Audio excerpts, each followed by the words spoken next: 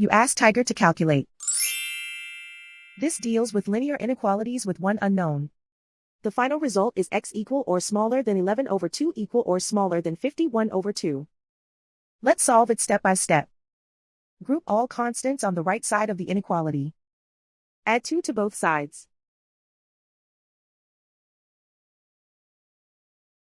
Simplify the arithmetic.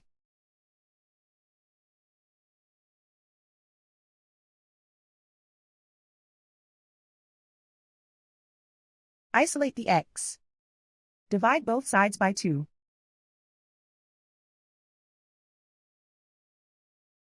Simplify the fraction.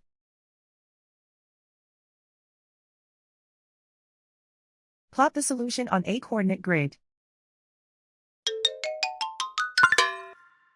And so the final result is x equal or smaller than 11 over 2 equal or smaller than 51 over 2.